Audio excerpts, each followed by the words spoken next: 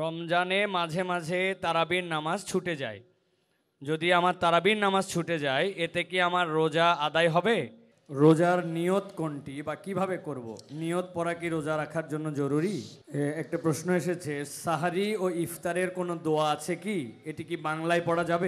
রমজানে মাঝে মাঝে তারাবির নামাজ ছুটে যায়। যদি আমার তারাবির নামাজ ছুটে যায় এতে কি আমার রোজা আদায় হবে বা রোজার পূর্ণতাতে কোনো সমস্যা হবে কিনা? ভাইরা আমার, রমজান মাসে তারাবির নামাজ না পড়লে আমরা অনেকে মনে করি যে তার রোজাতে বোধহয় অসুবিধা হবে। এটা সম্পূর্ণ ভুল ধারণা। তারাবি একটা ইবাদত, রমজানের রোজাটা আরেকটা ইবাদত। যেহেতু তারাবি না পড়লেও রমজানের রোজা হয়ে যায়, তাহলে তারাবি পড়ার কি আর দরকার আছে? কেন? রোজা তো হয়ে যাবে। আলাদা ইবাদত। রোজা রাখা একটা ইবাদত, তারাবি পড়াটা আরেকটা ইবাদত। নবী করিম সাল্লাল্লাহু আলাইহি সাল্লাম একই হাদিসে দুটি কথা বলেছেন, মান কামা রমাদানা ঈমানান ওয়া ইহতিসাবান গুফিরা লাহু মা তাকাদ্দামা মিন যামবি। একই হাদিসে বলেছেন, মান সামা রমাদানা ঈমানান ওয়া ইহতিসাবান গুফিরা লাহু মা তাকাদ্দামা মিন যামবি। যে ব্যক্তি ঈমান এবং ইখলাসের সাথে রমজানের রোজা রাখবে, আল্লাহ তার পূর্বের গুনাহ মাফ করবেন। যে তারাবি পড়বে তারও পূর্বের গুনাহ মাফ করবেন ইনশাআল্লাহ। এজন্য ভাইরা, তারাবির নামাজ পড়তে হবে। এটা সুন্নাহ, গুরুত্বপূর্ণ সুন্নাহ, সাধারণ সুন্নাহ না। নবী সাল্লাল্লাহু আলাইহি সাল্লাম ছাড়েন নাই, সাহাবীরা ছাড়েন নাই। কোনো ওযর ছাড়া তারাবি ছাড়া যাবে না। জামাত ছুটে গেলে একা একা হলেও পড়বেন, কিন্তু কোনো কারণে পড়তেই পারলেন না, সফরে আছেন, ট্রাভেলে আছেন, বাসে ছিলেন, ট্রেনে ছিলেন, নাইটে সফর করেছেন, তারাবি পড়তেই পারেন নাই, ইনশাআল্লাহ আপনার রোজা হয়ে যাবে। তাই বলে তারাবিকে অনেকে অবহেলা করেন আজকাল, যেটা তো সুন্নাত, না পড়লেই কি। এই অবহেলাটা আরেকটা দোষের। তাহলে আমাদের মধ্যে দুইটাই সীমা লঙ্ঘন। কেউ মনে করেন তারাবি না পড়লে রোজাই হবে না, এটা হলো বাড়াবাড়ি। আবার অনেকে মনে করেন তারাবি না পড়লেই বা কি, এটা হলো ছাড়াছাড়ি। এই বাড়াবাড়ি এবং ছাড়াছাড়ির মধ্যে আমাদের থাকতে হবে। আল্লাহ আমাদের তৌফিক দান করুন। রোজার নিয়ত কোনটি বা কিভাবে করব? নিয়ত পড়া কি রোজা রাখার জন্য জরুরি? নিয়ত তো সমস্ত ইবাদতের জন্য জরুরি, কিন্তু নিয়ত করা জরুরি, নিয়ত বলা জরুরি না। নিয়ত করা এক জিনিস আর নিয়ত বলা আরেক জিনিস। মুখে নিয়ত বলে আর অন্তরে নিয়ত করে। অন্তরে নিয়ত করে আর মুখে নিয়ত বলে। ইবাদতের মধ্যে নিয়ত করা ফরজ। রোজার জন্য নিয়ত ফরজ, নামাজের জন্য নিয়ত ফরজ, কিন্তু নিয়ত বলাটা ফরজ বা সুন্নত কোনোটাই না। আমরা যে রোজার নিয়ত শুনছি, নাওয়াইতু আন আসুমা গাদান, আছে না? বিভিন্ন আপনার ক্যালেন্ডারেও লেখা থাকে, ভিত্তিহীন। নবী করিম সাল্লাল্লাহু আলাইহি সাল্লামের কোন জয়ীফ জাল হাদিসেও এরকম রোজার কোন নিয়তের কথা কোথাও বর্ণিত হয় নাই। ইসলামের নামে নকল আমল করলে সওয়াব হবে না গুনাহ হবে? খবরদার। এই জন্য আমরা মেহেরবানি করে, আমি কি জন্য ভোর রাতে উঠছি? সারি খেতে উঠছি। সারি খেতে উঠছি মানে কালকে রোজা রাখবো, এটাই তো আমার নিয়ত। মনের ইচ্ছা আছে, ইন্টেনশন আছে, এটাই নিয়ত। মুখে আলাদা নিয়তের উচ্চারণ দরকার নাই। একটা প্রশ্ন এসেছে, সাহারি ও ইফতারের কোনো দোয়া আছে কি?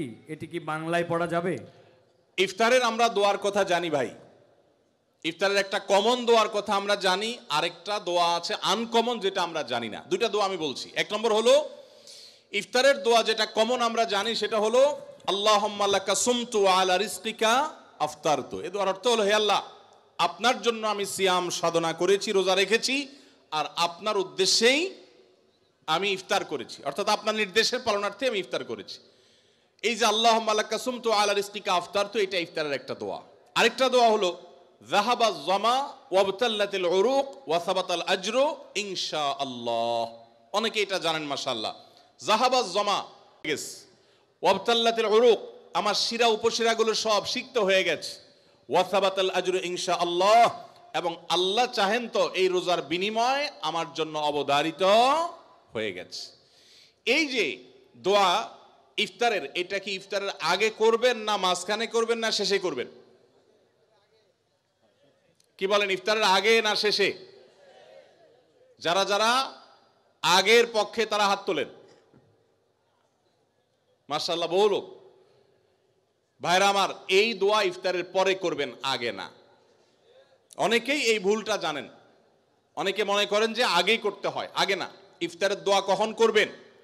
ইফতারের শব্দের অর্থের দিকে খেয়াল করলে তো দেখতে পারেন পিপাসা দূর হয়ে গেছে, শিরা উপশিরা সিক্ত হয়ে গেছে, এটা কি ইফতারের আগে হয় না পরে হয়?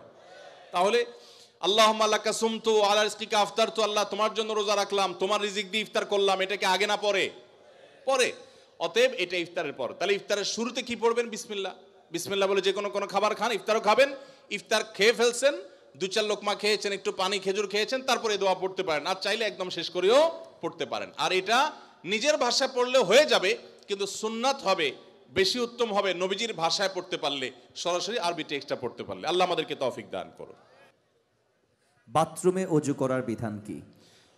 একটা মোস্ট কমন প্রশ্ন, বাথরুমে অজু করার বিধান কি? ভাইরা আমার, বাথরুমের ভেতরে কমোড বা প্যান, এটার সাথে আপনার অজুর যে টেপ বা বেসিন, এটার যদি কোনো পার্থক্য না থাকে, অর্থাৎ মাঝখানে কোনো আড়াল বা ব্যবধান না থাকে, তাহলে এই জায়গায় অজু না করে অজুটা বাহিরে কোনো ট্যাপে করা উত্তম।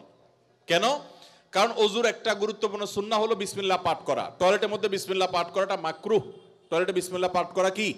মাকরুহ। যেহেতু মাকরুহ, অতএব হয় আপনি বিসমিল্লাহ ছাড়া অজু করবেন, তাহলে অজুটা একটু ত্রুটিপূর্ণ হলো, আর না হলে বিসমিল্লাহ জোরে পড়বেন, তাহলে আপনি মাকরুহ করলেন। এই জন্য বাথরুমের বাইরে বিসমিল্লাহ পড়ে অজু করবেন। পাও ধোয়াটা বেসিনে ধোয়ার ব্যবস্থা নাই, ভেতরে যায় ধুলেন, বাস, তাহলে হয়ে গেল।